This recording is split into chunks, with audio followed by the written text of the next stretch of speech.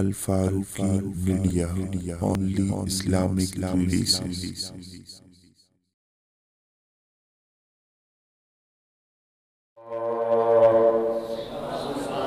الحمد للہ وکفا والصلاة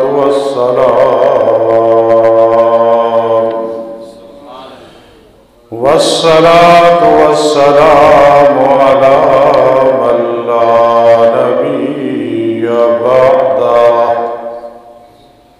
وعلی آلہ واصحابہ وازواجہ وآل بیتہ وأحبائہ اما بعد فاعوذ باللہ من الشیطان الرجیم بسم اللہ الرحمن الرحیم قد أفلح المؤمنون الذين هم في صلاتهم خاشعون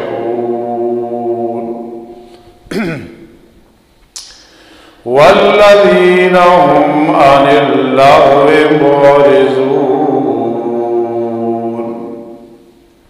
والذين هم للزكاة فاعلون والذين هم لفروجهم حافظون إلا على أزواجهم أو ما ملكت أيمانهم فإنهم غير ملومين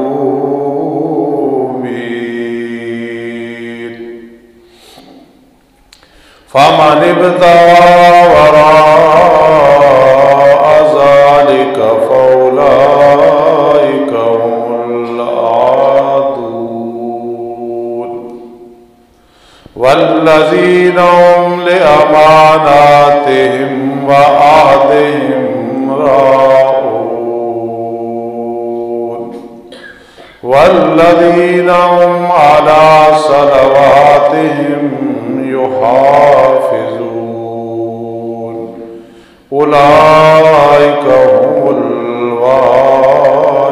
الوارثون الذين يرثون الفردوس هم فيها خالدون سبحان ربك رب العزة عما يصفون وسلام على المرسلين والحمد لله رب العالمين اللهم صل على سيدنا محمد وعلى آل سيدنا محمد أفضل صلواتك بعدد معلوماتك وبارك وسلم ثم صل عليه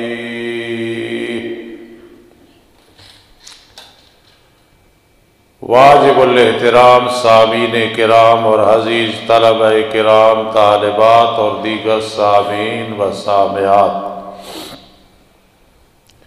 سابقہ جمعۃ المبارک کا موضوع ہم نے چلایا تھا نماز کی اہمیت۔ آج بھی انشاءاللہ العزیز یہی موضوع بیان کریں گے۔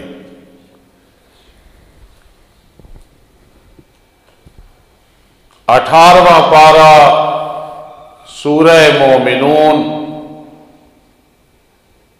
جس میں 118 آیات ہیں، 6 رکوع ہیں، مکی سورت ہے۔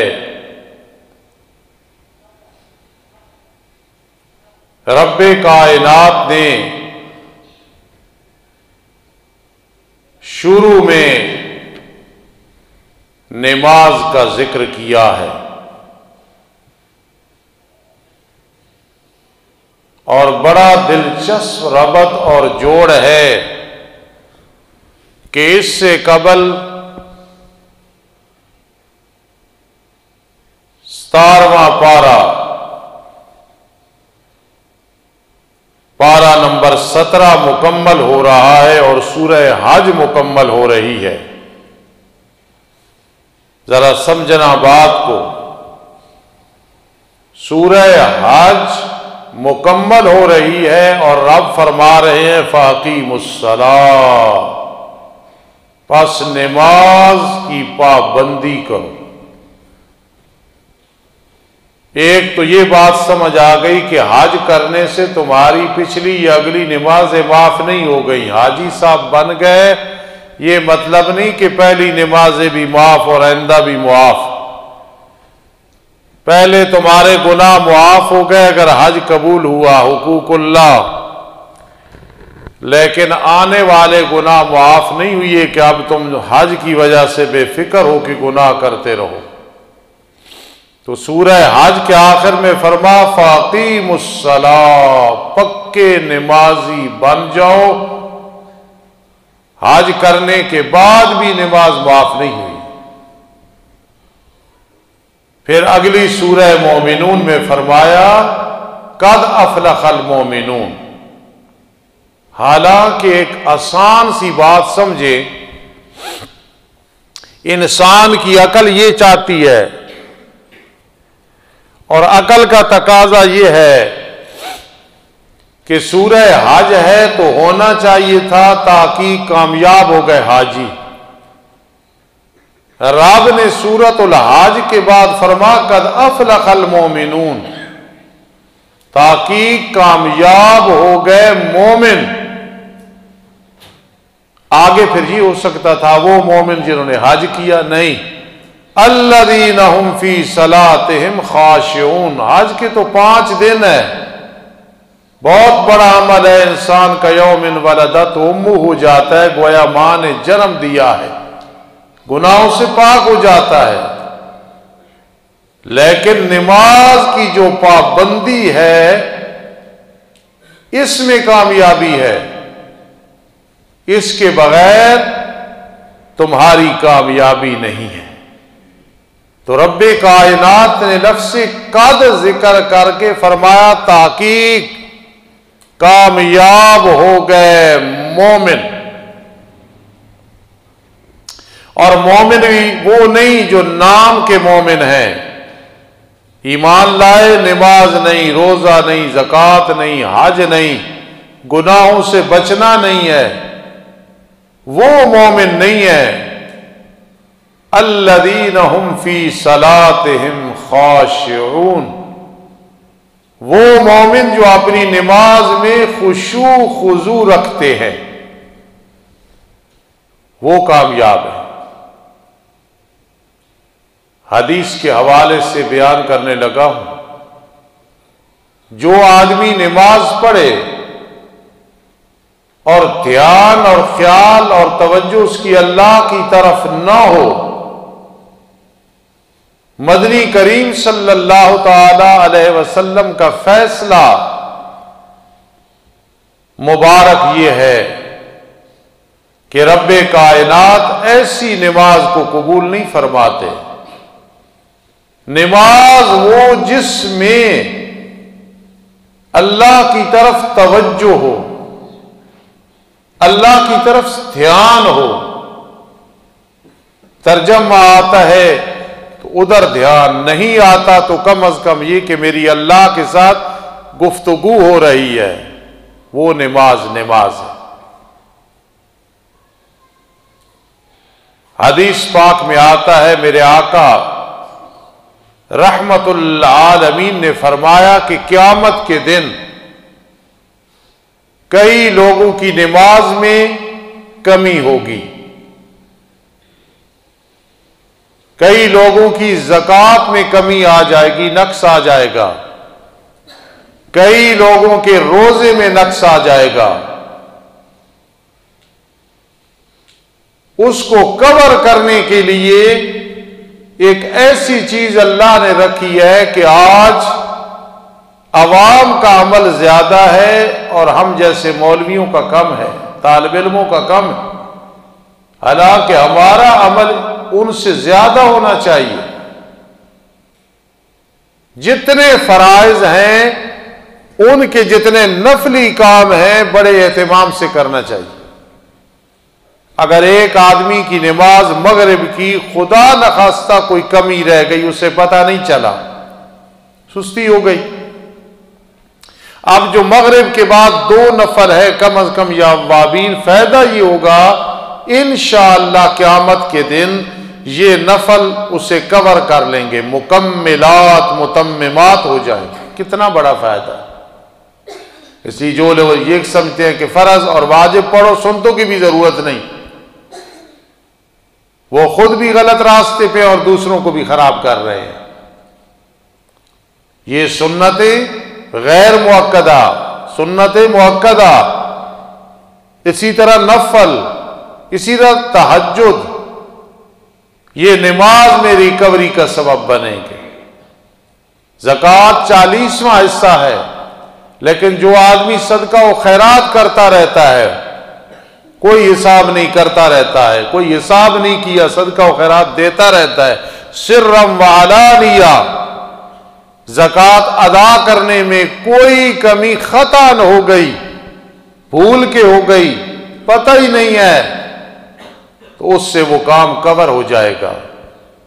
اور جو مہینے میں 3 روزے رکھتا ہے، 13، 14، 15 کا، 3 رکھنے چاہیے، آدمی علیحدہ بھی رکھ سکتا ہے، ایک پہلے عشرے میں، دوسرا دوسرے میں، تیسرے، وہ 3 ہی ہوں گے، افضل یہ ہے کہ 13، 14، 15 کا ہو۔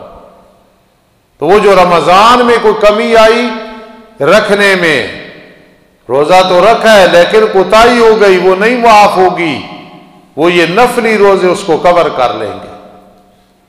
حج بیت اللہ کر لیا، جی چاہ ایک دفعہ پھر حج کروں، عمرے کروں، اس والی جو کمی ہے اس نفلی حج اور عمرے سے کور ہو جائے گی۔ اس لیے جتنے فرائض ہیں ان کے ساتھ جب نفلی کام ہو جاتا ہے تو جو فرائض میں کمی ہے وہ رب کائنات اس نفل کے ذریعے سے مکمل کر دیتے ہیں۔ اللہ کے قانون اٹل ہے، یہاں کوئی کہے رحمت سے کر دے گا، بھائی رحمت کا بھی اس نے ایک اصول رکھا ہے، ایک اس میں ضابطہ ہے، طریقہ ہے۔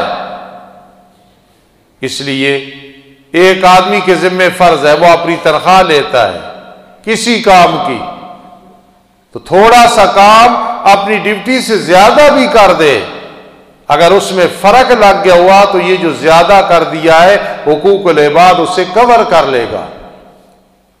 تو اس لیے ہم جو نماز پڑھتے ہیں اس نماز میں خیال کرنا ہے کہ ہماری نماز جاندار ہے یا کہ نہیں۔ اس دنیا میں جاہل ہے یا عالم، مرد ہے یا عورت، چھوٹا ہے یا بڑا، شہری ہے یا دیہاتی، نیک ہے یا گنہگار ہے، آپ دیکھتے ہیں کہ پکا نمازی ہے، اللہ نے اسے جھوٹ سے بچایا ہوا ہے، اس کی رحمت ہے، نظروں کی حفاظت ہے، رزق حلال ہے، کسی کا دل نہیں دکھانا، بجائے لڑانے کے صلح کرانی ہے، ہر وقت آخرت کی فکر ہے، نماز پابندی سے پڑھتا ہے، اس پہ یہ قانون سیٹ آتا ہے، ان الصلاۃ تنہا عن الفحشاء والمنکر۔ سوال ہی پیدا نہیں ہوتا کہ پکا نمازی اور اس کی گناہ سے نفرت نہ ہو، پکا نمازی اور جھوٹ سے نفرت نہ ہو، پکا نمازی اور وہ نظروں کی حفاظت نہ کرے، پکا نمازی لقمے سے پہلے دیکھے کہ حلال ہے حرام ہے، مشکوک تو نہیں ہے، پکا نمازی قدم بعد میں اٹھاتا ہے پہلے سوچتا ہے، پکا نمازی اللہ سے ڈرتا ہے مخلوق سے نہیں ڈرتا ہے، پکا نمازی نماز کی انتظار میں ہوتا ہے کس وقت ٹائم آئے تو میں اپنے محبوب اپنے معبود سے گفتگو کروں. روشن خیالی اور دین سے ناواقف گمراہ لوگ جب ان اسلام پہ ہٹ کرتے ہیں، اعتراض کرتے ہیں، تو ان الفاظ سے کھڑے ہو کے ہاتھ باندھنے، رکوع میں چلے جانا، پھر سجدے میں چلے جانا، پھر تحیات پہ بیٹھ جانا، اس میں کون سی عبادت ہے؟ یہ ان کا سوال ہوتا ہے.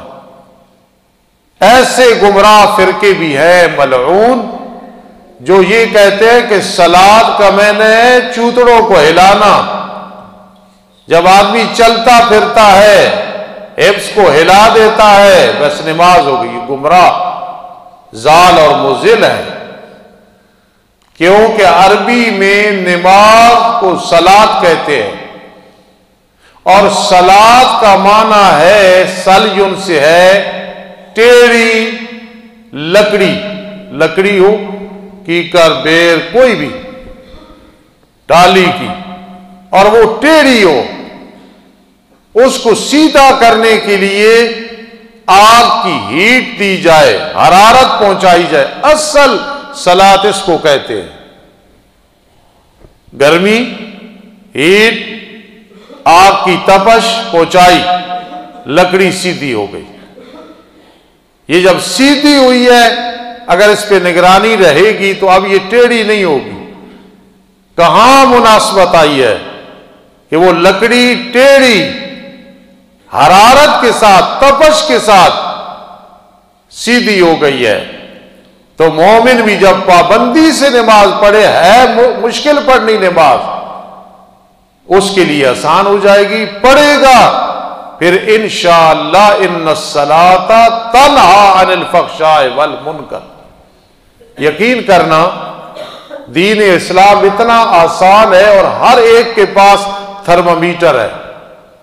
کسی پہ کوئی تنقید کرنے کی ضرورت نہیں. پہلے ابصر الناس من نظر الی عیوبہ، اپنے عیبوں کو دیکھو.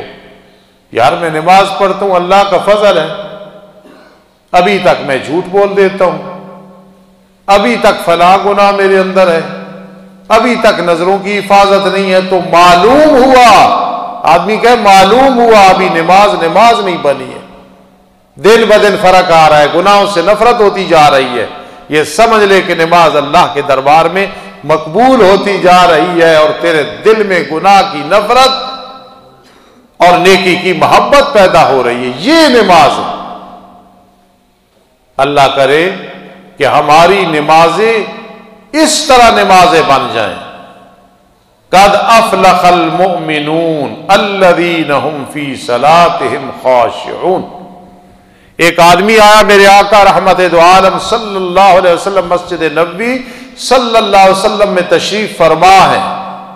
آ کے اس آدمی نے وضو کیا، وضو کرنے کے بعد اس نے نماز پڑھی. میرے آقا دیکھ رہے ہیں، فرما جاؤ وضو کرو، دوبارہ نماز پڑھو. اس نے دوبارہ پڑھی، فرما جاؤ وضو کرو، سبارہ نماز پڑھو. اس نے نماز پڑھی. پھر فرما جاؤ. اس نے پوچھا یا رسول اللہ صلی اللہ تعالی علیہ وسلم، مجھے پتہ نہیں ہے، اصلاح فرما دیں.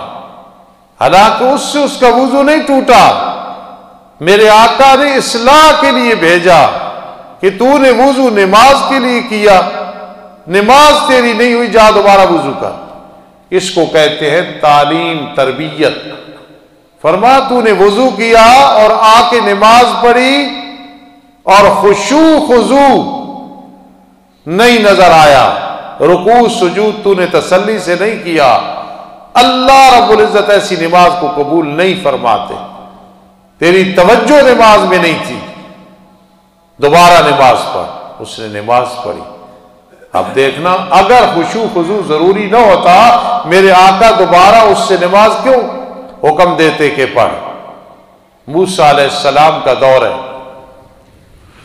ایک آدمی دعا کر رہا ہے، اور جسے دعا کی اہمیت کا پتہ چل گیا نا، اسے کوئی پریشانی نہیں، اسے کوئی ضرورت نہیں، سمجھنا، اسے کوئی تکلیف نہیں، اسے کوئی بیماری نہیں. کیا مطلب ہے؟ بیماری بھی آئے گی، تکلیف بھی آئے گی، پریشانی بھی آئے گی، دکھ اور غم بھی آئیں گے، لیکن دعا کی وجہ سے وہ اتنا مطمئن ہے کہ بس اللہ سے مانگیں گے، آج نہیں تو کل، کل نہیں تو پرسوں مسئلہ حل ہو جائے گا۔ دعا مومن کے پاس بہت بڑا ہتھیار ہے، بہت بڑا ہتھیار۔ میرے پیر و مرشد اور آپ کے پیر و مرشد سید عنایت اللہ شاہ بخاری رحمہ اللہ تعالی،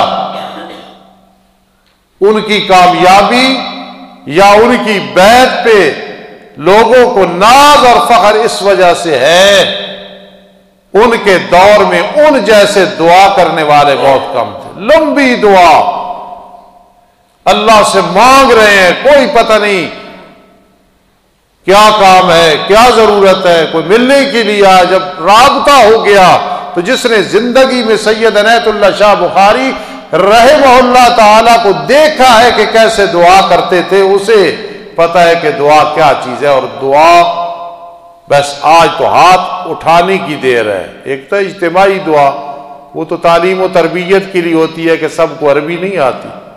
علیحدہ بھی جو دعا کرنی ہے بس ہاتھ اٹھانے ہیں، ربنا آتنا فی الدنیا حسنہ، پڑھ لی، یہ پڑھنی ہے، مانگنی نہیں ہے۔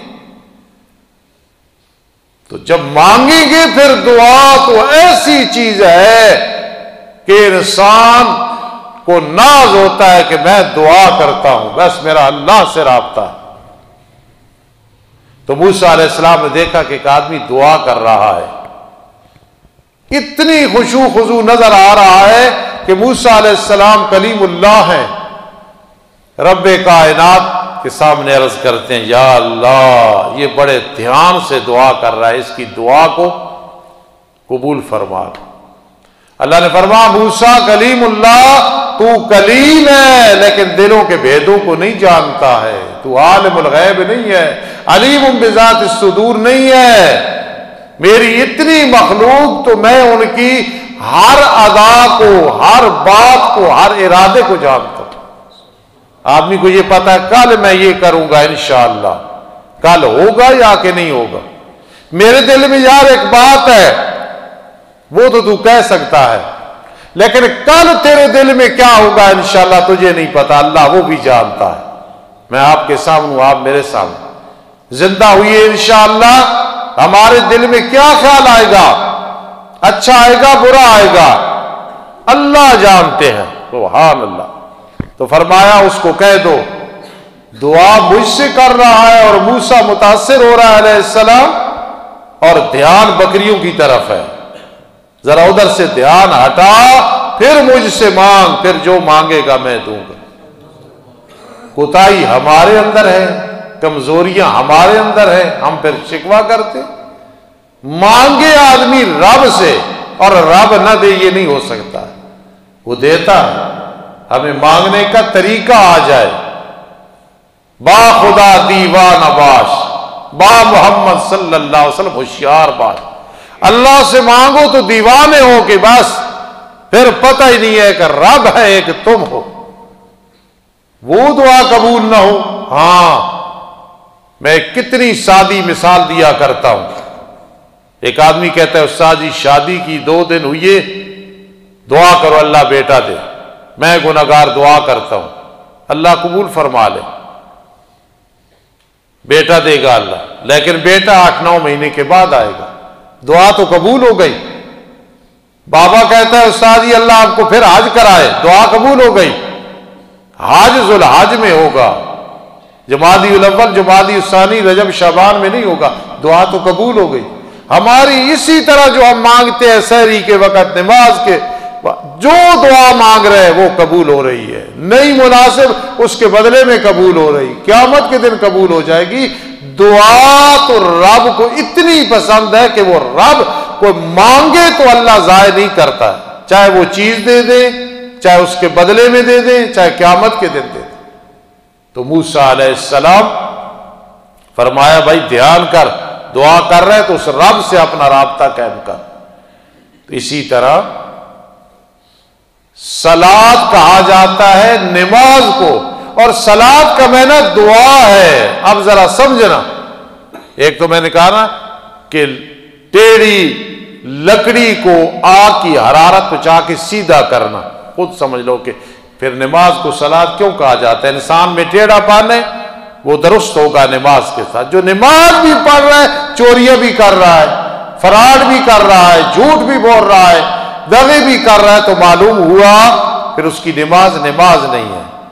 دوسرا صلاۃ کا معنی ہے دعا، تو دعا تو رب اجعلنی مقیم الصلاۃ مانگی، نماز کے بعد مانگی ہے، ربنا آتنا مانگی ہے، پھر پوری نماز کو کھڑے ہیں، رکوع میں گئے، سجدے میں گئے، تشہد میں گئے، بھائی اس کو کیوں کہا صلاۃ؟